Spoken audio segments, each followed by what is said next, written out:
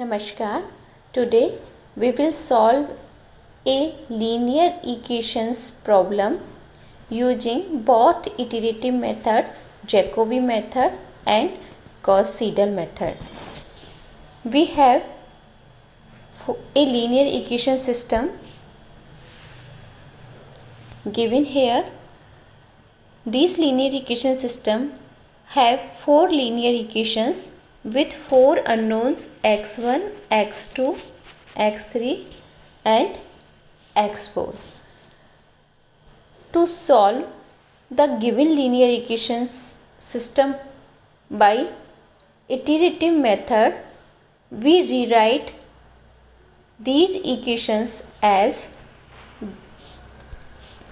in these equations, x1 is computed from the first equation by separating x1 to the LHS and dividing whole equation with the coefficient of x1 10 by 10. Similarly, x2 is computed from the second equation by separating x2 to the LHS and dividing whole equation by its coefficient 10. Similarly, x3 is computed to the LHS by separating x3 from the third equation to the LHS and dividing whole equation by its coefficient 10. Similarly, x4 is computed from the fourth equation to the LHS side. So after rewriting given problem, we get this equations. These equations satisfies the condition for the convergence for both the Jacobi and Gauss-Seidel method. As we have discussed, the condition for the convergence for both methods, Jacobi and Gauss-Seidel, was this condition is the summation of magnitude of Aij over Aii should be less than equal to 1 for all j values and I equals to 1 to up to n. As we can see that for the first equation 0.2 a 0.2 plus 0.1 plus 0.1 equals to 0.4, which is less than equals to 1, which is less than 1, and 0.2 0.1 0.1. This is the summation of all these three values equals to 0.4, which is also less than 1. Similarly, for this equation, the sum of the coefficients of x1, x2 and x4 equals to 0.4, which is also less than 1. Similarly, in the fourth equation. So, this given problem satisfy the condition for the convergence for Jacobi and Gauss-Seidel method. So, come to the next step. For solving this linear equation system by Jacobi and Gauss-Seidel method, we make a table. This table is given here. In this table, n represent the number of iteration and x1, x2, x3, x4 are the values of x1, x2, x3, x4 in the nth iteration. So, for Jacobi method, for the first iteration we put the value x2 equals to 0, x3 equals to 0 and x4 equals to 0 in the equation system. In this equation system, and compute the first approximation for x1, which comes out to be 0.3. Similarly, for the first approximation for x2, we put x1 equals to 0, x3 equals to 0 and x4 equals to 0. By this we get the first approximated value of x2 equals to 1.5 and x31. Similarly, following the same, we get the first approximated value for x3 equals to 2.7 and x4 equals to minus 0.9. So putting these values in this table, this is the first values of x1, x2, x3 and 4 in the first iteration. For the second approximation, we put the first approximated values of x into this equation system and calculate the value of x1, x2, x3 and x4, and we get the second approximation or values of x in the second iteration. So by substituting here value of x21, x31 and x41, we get the value of x2, x1, second approximated value of x1, and similarly for the second approximation for x2, we put the first approximated values of x1, x3 and x4 and we get the second approximated value of x2. x32 we get similarly by putting the first approximation for x1, x2 and x4 and x4 second approximated value of x4 by putting first approximated value of x1, x2 and x3 and we get the second approximation for x2. So in the second iteration we get the value of x1, x2, x3 given in this table in the second row.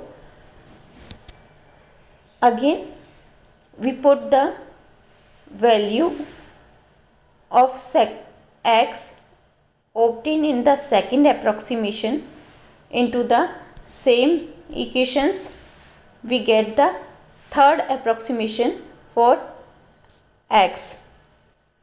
Here we put the values of obtained in the second approximation in the RHS and we get the third approximation in the LHS. By repeating same procedure for another approximations or iterations, we get the values given in this table.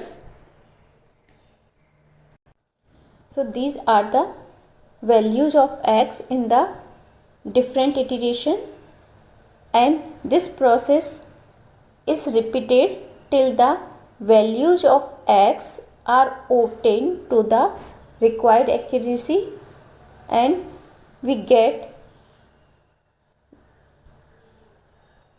this values of x in the 12th iteration. Here the values of x obtained in the 12th iterations are shown in this table. So in the 12th iteration we get the values of x. Now solving this equation, linear equation system, by another iterative method, Gauss-Seidel method. To solve this linear equation system by Gauss-Seidel method, we put the value x2 equals to 0, x3 equals to 0 and x4 equals to 0, and we get the first approximated value of x represented by x1 with superscript 1, which comes out to be 0.3. This is the first approximated value of x1. Now, to obtain the first approximated value, first approximation for x2, we substitute this computed or calculated value of x1 obtained in the first approximation in this equation. We put this, and x3 equals to 0 and x4 equals to 0. By this we get x2 equals to 1.56. So first approximated value of x2 comes out to be x2 1 equals to 1.56. Now for the computation of first approximation for x3, we substitute the first approximated value, obtain first approximated value of x1 and x2,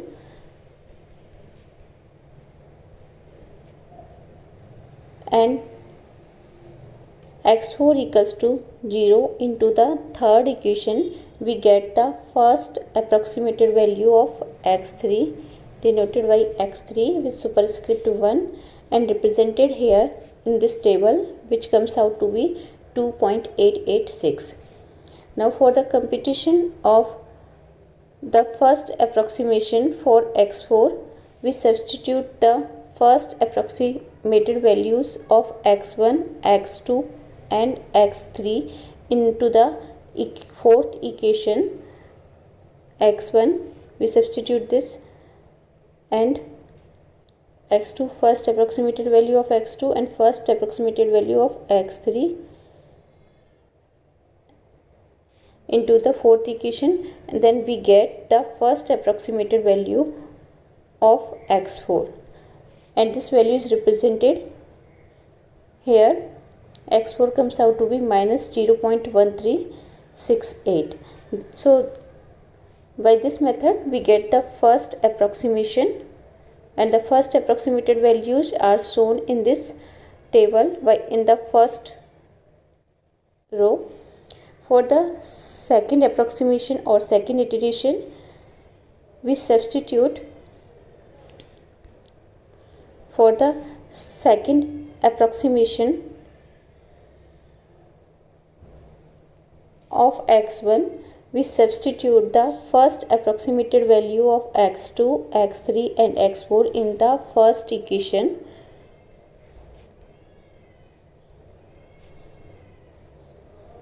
and we get the here second approximated value of x1. And now for the computation of the second approximation for x2, we substitute the recently obtained second approximated value of x1 and the first approximated value of x3 and x4 into the equation 2. Then we get the second approximated value of x2.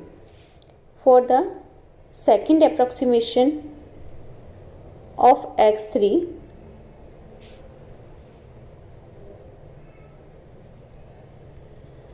we substitute the obtained value of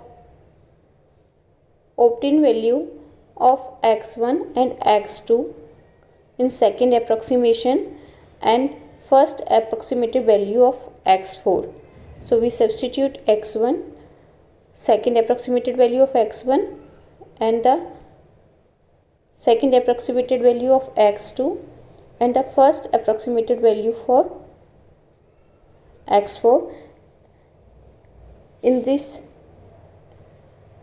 equation third. Then we get the second approximated value for x3. So we get the second approximated value of x3. Now for the second approximation for x4, we substitute the second approximated value of x1, x2 and x3 into the equation fourth. Then we obtain the second approximated value for x4. These values, obtained values, are shown here in the table in second row. So this represent the second approximated value for x1, second approximated value for x2, and second approximated value for x3, and second approximated value for x4. Similarly, we obtain the another iteration or approximations, and we proceed till the results obtained to the required accuracy, and in this method we reach up to the 7th iteration. So from both the tables it is clear that the 12 iterations are required